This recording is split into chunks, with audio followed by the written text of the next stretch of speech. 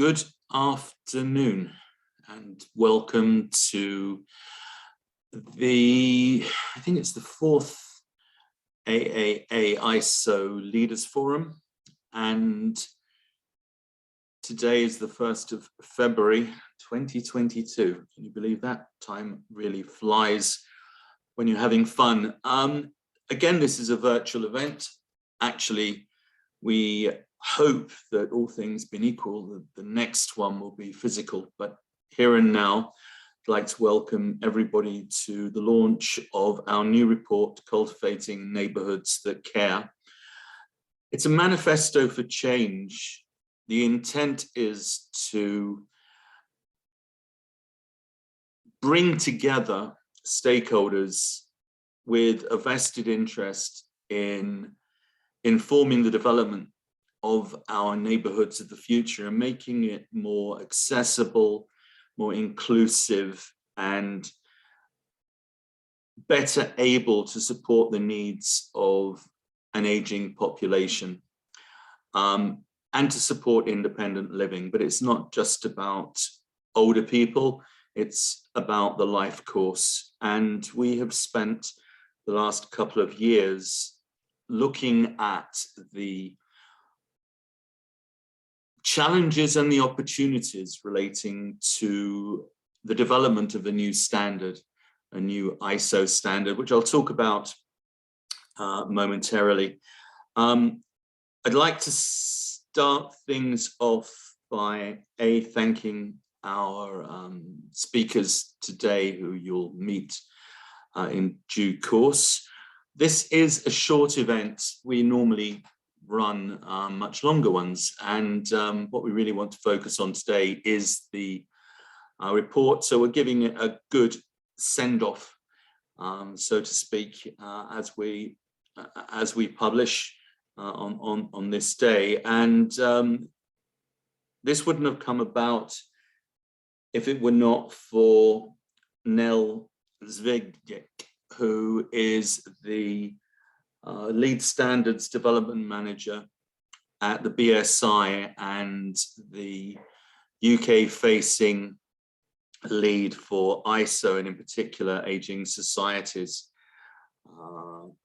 who actually reached out to me in the first instance and told me about the fact that ISO were prioritizing aging societies and were thinking about multi-generational and intergenerational communities and neighborhoods, and was this something that I would be interested in helping them to develop. So you've heard Nell very briefly, and I'd just like to give her a few minutes just to introduce herself. So without further ado, there she is. Thank you so much, Ian. And I want to just thank you everybody for taking part today, because it means so much to me to see from where we started 2 years ago, with me going in arm with my strategic business plan from the technical committee to talk to Ian about social connectedness and multi-generational neighborhoods and how we can start developing potentially standard in this area, what kind of elements we should think about, to then being here today and seeing how many people that Ian has brought together to talk about this topic. I find that amazing. So I want to just thank you. And just to highlight the point that we are working towards all of our futures and also trying to stop ageism through a multi-generational concept. So we've seen that is one of the key strategies to try and tackle ageism, which in turn will lead to better well-being for an older person, reducing social isolation and loneliness. So to me, it's a very important project, and I'm very pleased to be involved. And thank you so much, Ian, for driving this forward. And that's where I leave it today. Thank you. Well, that was short, sharp, and punchy, which is what we're looking for, because we have a fair number of speakers to engage with today, and we're also keen to get feedback from you. We have a broad range of stakeholders who have registered today from all parts of the world, so some will be joining us a little later from different time zones. We would actively and do actively encourage you to use the chat function. Tell us what you think, ask some questions, We have people watching those questions so they can feed back. We will share them with our speakers as the day moves on. I'm going to start by giving you a brief overview of what this is all about, really. Our starting point is that everybody can experience healthy aging. I mean, this is something that came out loud and clear from the World Health Organization, and it's a kind of mantra in relation to the decade of healthy aging. So our intent is to explore the viability and develop a new ISO standards framework, a guidance and requirements for smart multi-generational neighborhoods. That's the technical description for this. If we could go to the next slide, please. And I've just seen my friend Calvin Luke from Hong Kong arrive. So we've got people coming from all over the world. Welcome, Calvin. It's great to have you here. So what we're talking about is a manifesto for change. Suitable homes are crucial for health and well-being throughout our lives, and even more so when we grow older and become frail. I think we can all agree to that. There's an increasing body of evidence that indicates that multi-generational interaction is beneficial for people of all ages. However, there is still a lack of evidence as to what good looks like, making it hard for central and local government, business and industry to plan with any degree of certainty.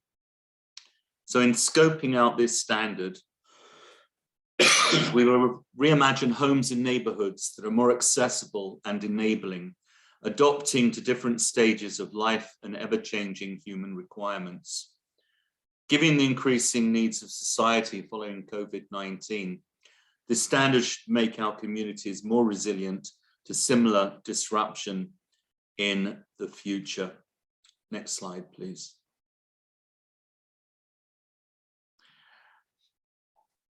In simple terms, what we're looking to do is to pull research, to have participating stakeholders work together collaboratively, because there's a whole lot of work going on all over the world, much of it funded by public, much of it supported by public funding, but it tends to work in silos. We're involved in some of it ourselves, and many of the people who are participating here today are involved with one project or another. What we want to do is to pull that know-how, and that covers the third sector, private sector, public sector, and academia. The idea is to pull it together to look on the one side practical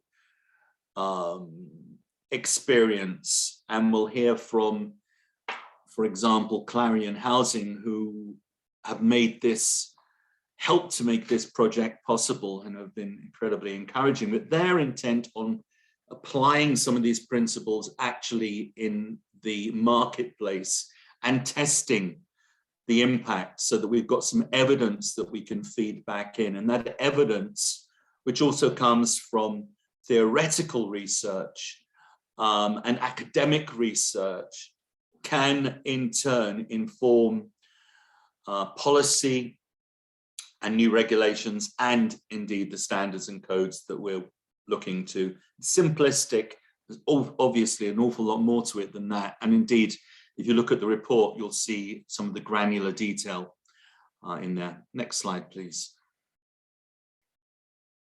So what are our primary goals? We want to improve the capacity for older adults to live well and thrive in blended communities, enabled through smart tech and personalized care, to tailor person-centric care to achieve optimum outcomes for people living with disabilities and or chronic conditions. It's not just about older people, as I mentioned, to generate evidence-based guidance to inform industry and bridge developing technologies with real life home health needs, both actual and preventative.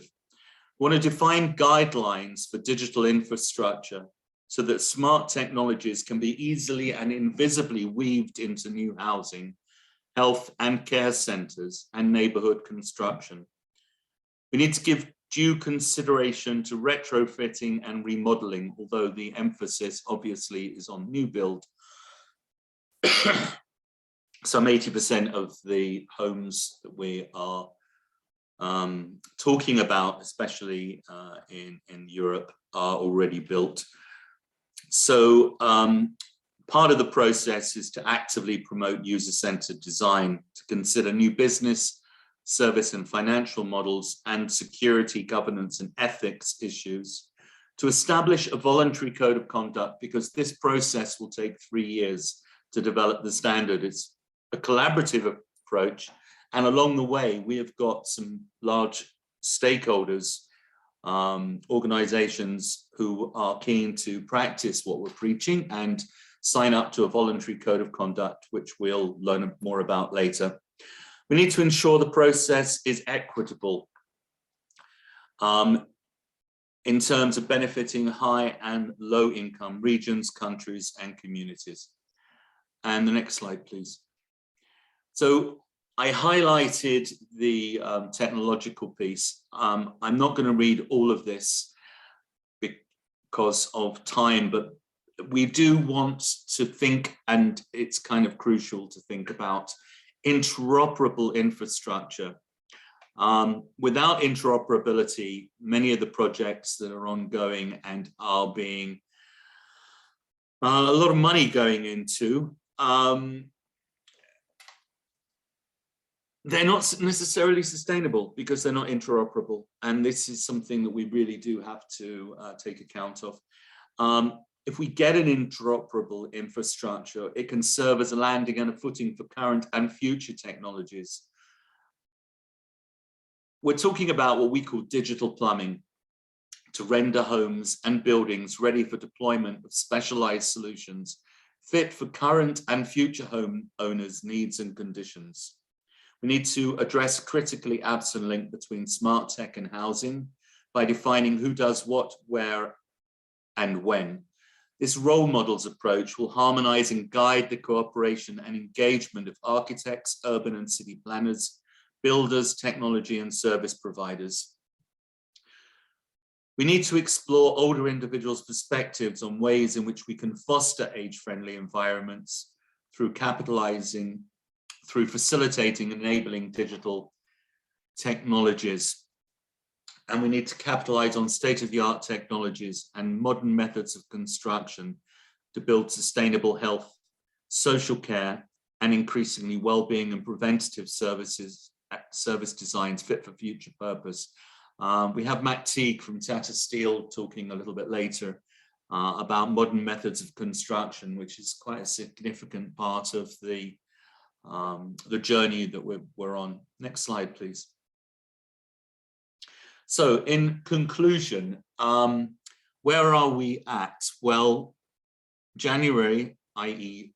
yesterday, we published a new ISO Technology Committee, TC, Aging Societies 314. That's the technical name for the committee that's focused specifically on aging societies. And it's a process that I'm not going to go into because we have Britta next, so she can take us through that. In February, i.e. today, we published our report, Cultivating Neighborhoods That Care.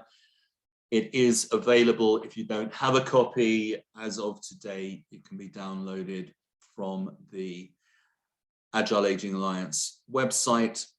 We're anticipating our first physical event in 3 years, I guess, in June, AAA Congress 2-day event where we will bring together practitioners and have some workshops and actually seek to translate some of what you're seeing in this report into action points and work packages moving forward to contribute towards our next report, which will come out this time next year, which will be peer reviewed with some original research in it and to include the aforementioned code of conduct. And the consultation itself will be ongoing. It's a 3-year event, and it's likely to become available in 2025. Along the way, we have the opportunity to feed into that process so that all the stakeholders here and wider afield have an opportunity to contribute. So it does become something which is a collective work, co-created collected work. And if we go to the last slide, please.